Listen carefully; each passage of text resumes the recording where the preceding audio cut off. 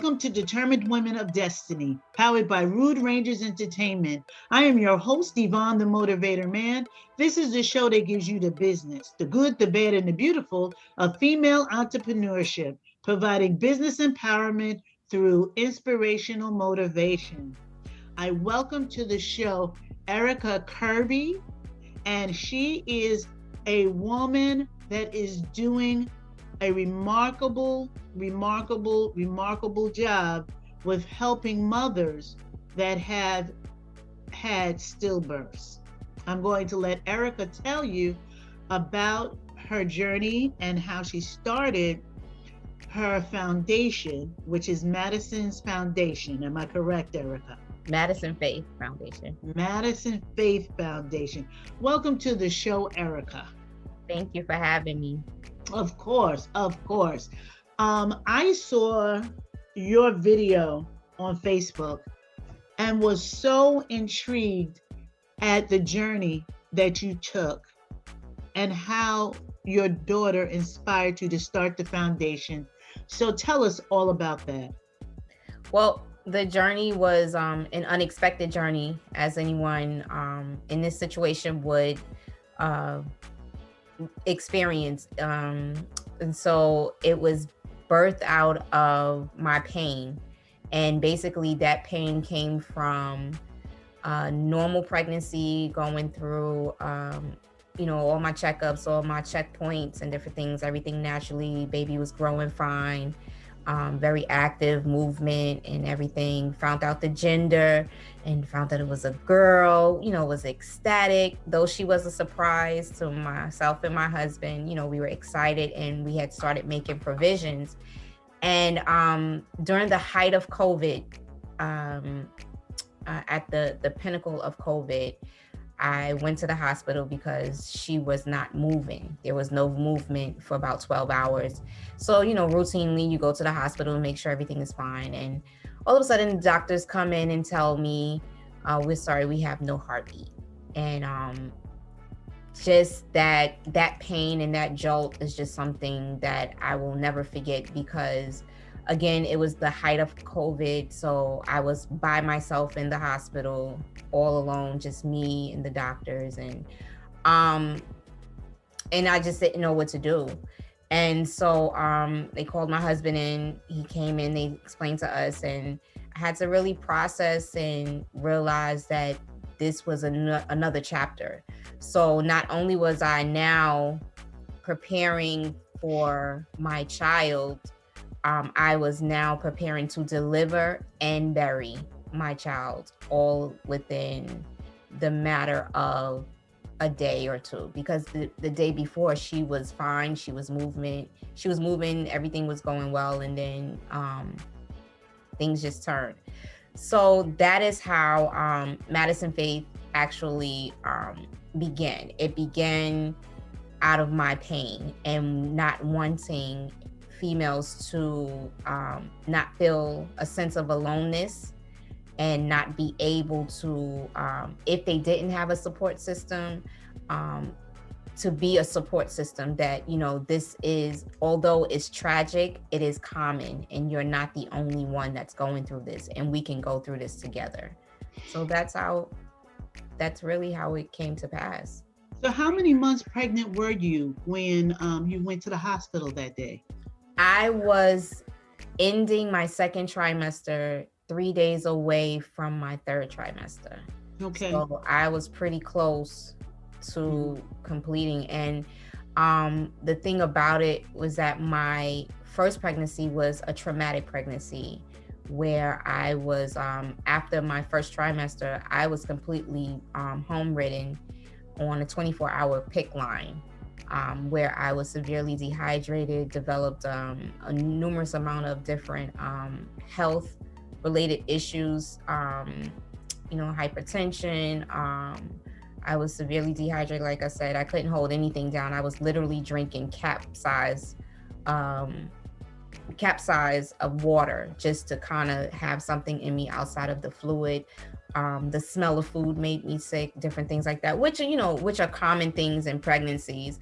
But as it being my first pregnancy, it was quite traumatic. So to find out that I was pregnant again, psychologically, it was just like, oh, here we go again, type of thing, so that's how that was. But yeah, so I was ending my 6th month, going into my 7th month when everything happened. Okay, Erica, we're going to go to break, and when we come back, I want you to discuss, how you were able to prepare yourself mentally for the delivery, for seeing your daughter and knowing that you would have to bury her all within the short time. So we'll be right back after break.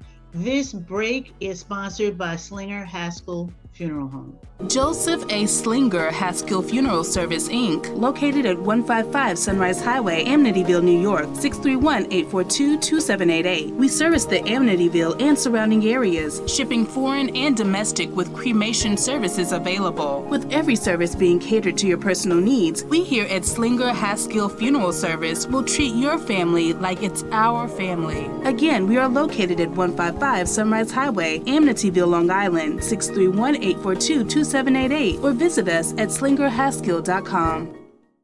You are listening to Determined Women of Destiny on Rude Radio.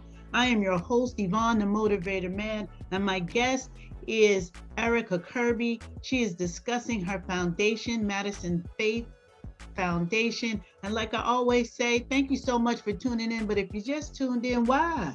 You missed all the good stuff. But good for you that I do a replay so you can hear everything that you missed. Y'all know I'm a nut, and I do love y'all for tuning in. Thank you so much. I appreciate your support, and believe you me, it is my encouragement that keeps me going. Before we went to break, Erica and I was discussing, how she had come to have to get herself mentally prepared for seeing her daughter, of course, for the first time, holding her, and then knowing that she had to bury her. Now, how long did you have to process all of this and to do all of this before you had to say goodbye to Madison? The good thing is that the hospital, they were very sympathetic, and so they allowed us as much time as we wanted. Now, I didn't take a long period. Well, I did take a long period of time, but I had to mentally get my mind wrapped around what was going on, because you had to make a decision. I had to make a decision like within split seconds, in a sense of, did I want to handle the final arrangements? Did I want the hospital to take care of everything? So it, just like you would, someone who's walked this earth, lived on this earth, you prepared for them to, you're never prepared for them to leave, but you have to make the preparations to send them off. I had to do the same thing for someone who I never met. I only experienced them from the inside, inward in. And so with this month being Black Maternal Health Month, I had to, kind of identify with those different emotions and different channels, and not just for myself, but my husband as well. So, they allowed us to spend time with her after she was delivered. So, I spent a couple of hours. I didn't do a lot because it just was heartbreaking to know that, when they wheeled her out, that was it. So I would say a couple of hours I spent with her, And this was in the height of COVID. So, with everything else going on, now I deliver my daughter and I also have to bury her. And that was the most traumatic experience. And the reason I say that is because this was, like I said, the height of COVID. And if you didn't know what was going on, the news did not cover everything that was going on, in the sense of they were missing bodies. I would call the morgue because she had to go to the morgue. I would call the morgue, and the first time I called, they couldn't find her. So, in my brain, I'm like, what do you mean you can't find her? I had to get, I had to find a funeral home that would not extort us for money to pick her up. The funeral homes here in Queens and, I believe I checked in Brooklyn, they would charge in like astronomical amounts of money. It was ridiculous. So I actually went out east and found a funeral home that would come and get her. And then that was another series of events because they had to get permission to cross county lines to pick her up and different things like that. So it was real traumatic. Then I had to wait. So she was delivered in April, the beginning of April, she was delivered, and she was not laid to rest until the end of April. My goodness. It was a slot open for her to even be, to be laid to rest. And for my listeners that aren't in New York, when she says out east, she's talking about Long Island. Yes. In my neck of the woods. Yes. Long Island. So there is territories that you have to have jurisdiction to go into, so that even prolonged it. As a minister, a woman of faith, tell me, I know the foundation that you have because I know how you've grown up, and I know that you are saturated in the word of the Lord, and you're also a minister. But at this point, you absolutely had to pull on your faith. Tell us a little bit about that. And did your relationship with God grow stronger through this? Absolutely. It's funny because you do know my upbringing. I literally, people say I was born in the pews. I literally was born in the pews. Yeah, absolutely. And I had to rely on my relationship with God. I couldn't rely on my mom's relationship, my aunt's relationship, my dad's relationship, my family's upbringing. I couldn't rely on that, but I had to rely on who God was and is to Erica, and what I know God to be. And had it not been for God, I don't think that I would have made it. I would have literally lost my mind, because like I said, it was traumatic just going through that, just looking at the monitor and to see an image of a lifeless child. And then to go through all of the natural child delivering labor experiences, contractions, water breaking, deciding whether or not you need an epidural or different things like that that we go through when delivering a child. And to know that you're doing all of this, but the end result is not what you expect it to be. And so I had to go back to the stories in the Bible where your faith was challenged, but and at the end of it, you came out victorious at the end of it. And that's what I relied on. It caused me to pray more. And I just kept saying, many nights I just would say, God, where are you in this? And he would assure me, I'm right there with you.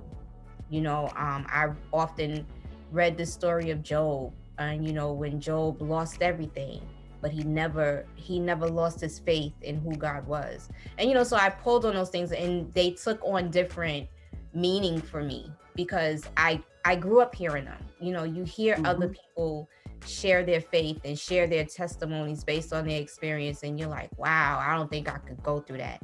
But you don't know how strong you are until you put in that fire or until you put in that situation.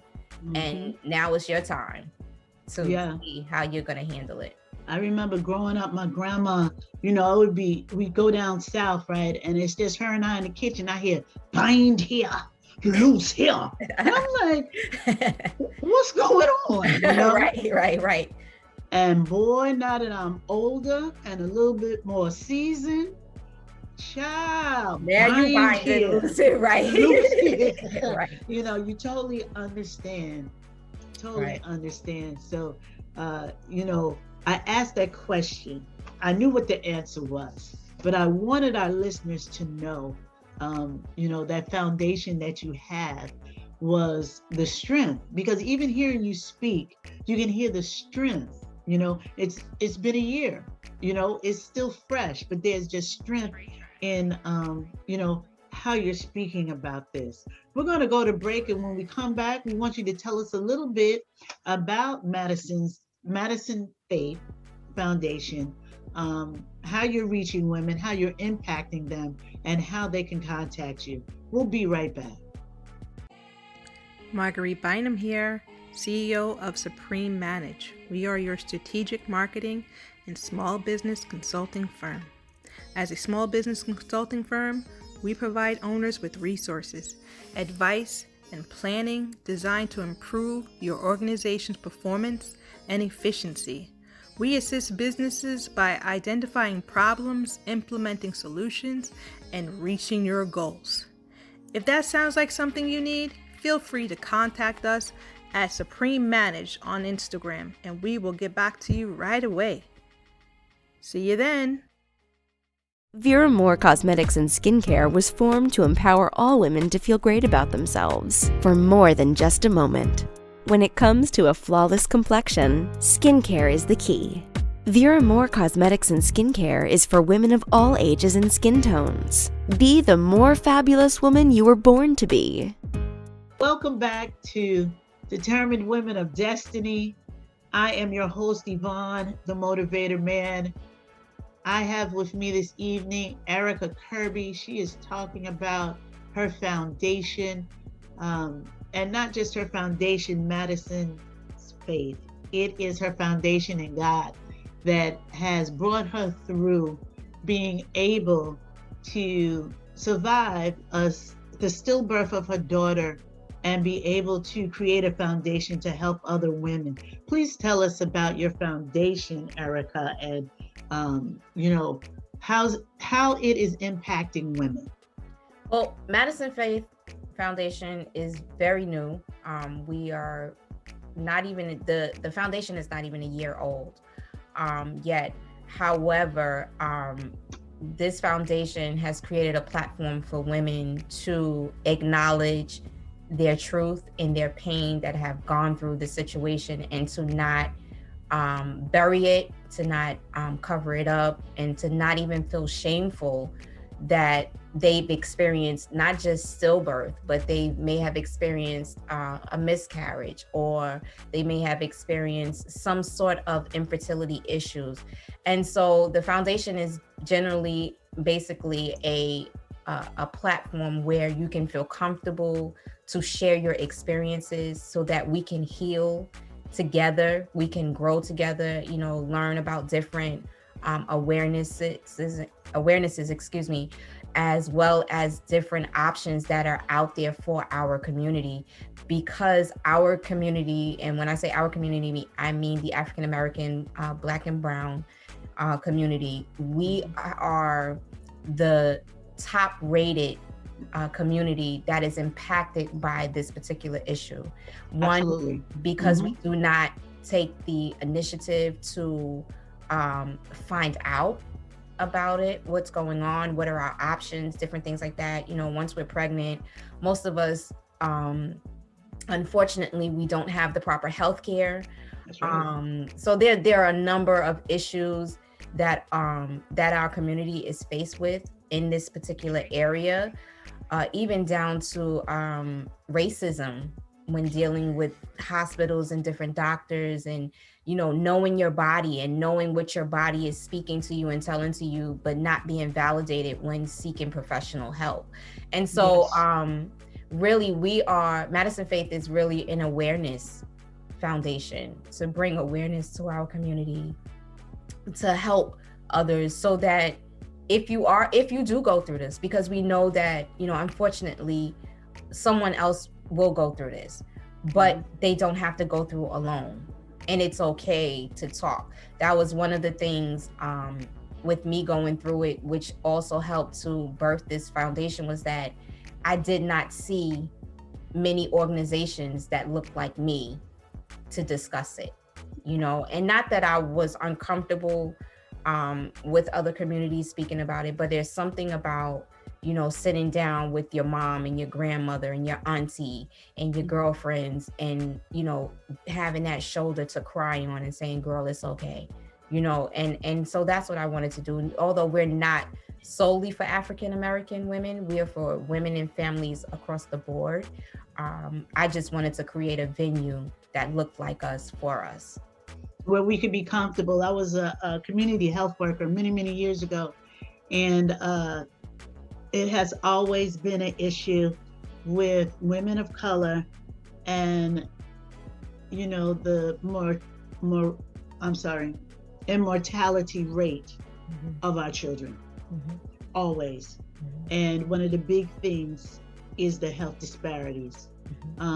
It is still in the minds of some doctors that, you know, we're not able to speak what we feel, and what we feel is in our head, or we can take more pain than what we're saying. You know, it's always something. So thank you for developing a foundation that knows and understands that and will speak to that and be able to help women to discuss the situation with their doctors in such a way that, no, you will have to listen to what I'm saying. Absolutely. Don't fluff away what I'm telling you. It brings to mind the doctor who went to the hospital and had the COVID symptoms of COVID. They sent her home. She's a doctor. She knew. She died the next day. Wow. Yeah. Because she was an African American woman. And what I believe, they did not believe what she was saying. You know, even though she's a doctor herself. She's in the medical field herself. We're not talking about a PhD in English. We're talking about another medical doctor to another medical doctor sent her home. Yeah. And unfortunately, even in the infertility and pregnancy awareness community, there are so many stories of African American women who have lost children that could have been prevented had doctors listened to them.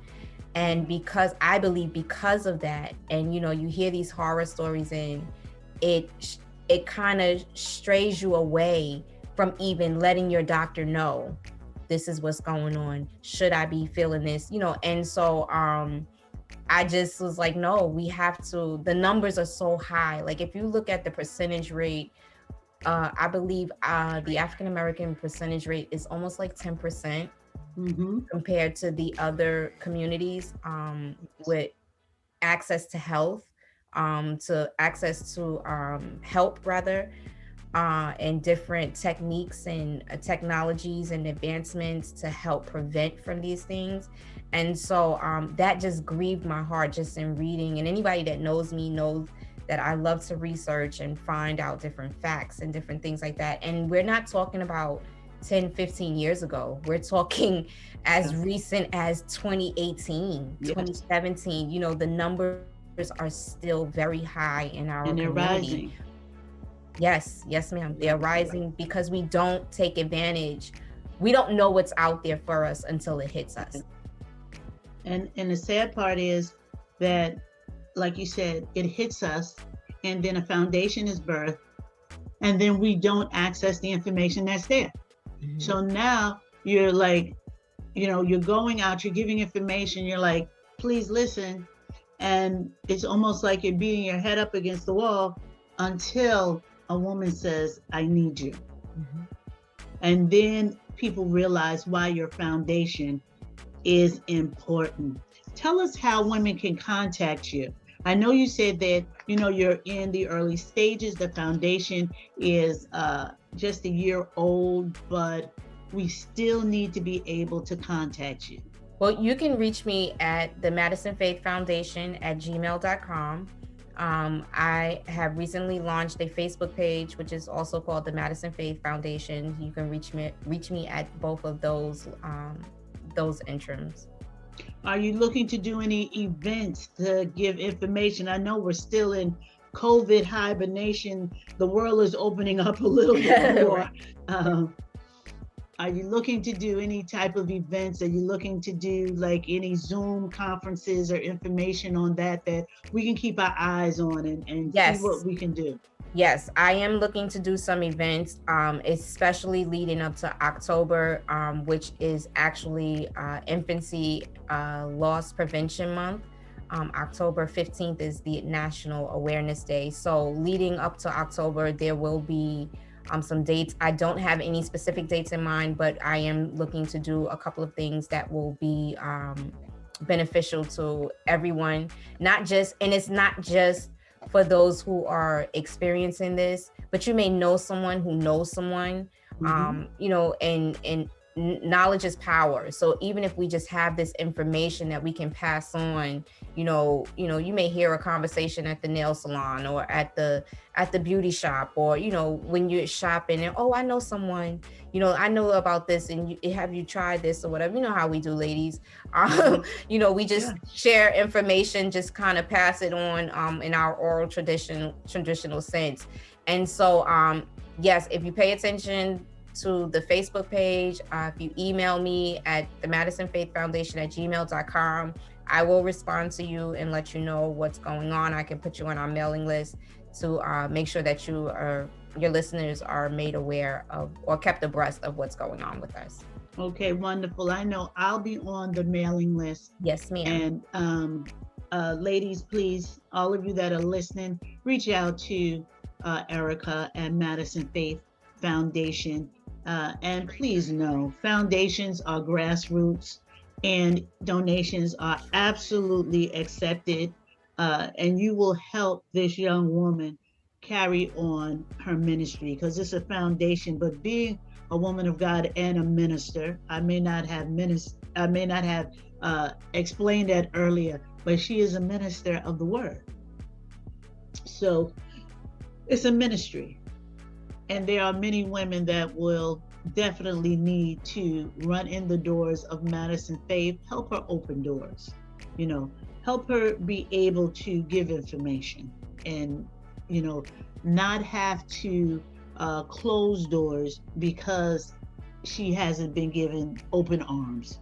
So we want to, as determined women of destiny, applaud Erica, for not taking this lightly and knowing that she wasn't the only one that was going through this situation and wanted to help other women. Erica, I thank you so much for being on the show. You have given us so much information, and it was really good to see you again. Thank you. Thank you. I am Yvonne, the Motivator Man. You've been listening to Determined Women of Destiny. The show is sponsored by Slinger Haskell Funeral Home, Vera Moore Cosmetics, and my creative producer is Rudy J. Breedy. As I always say, keep doing what you're doing until what you're doing gets done. Peace and blessings. Peace and blessings.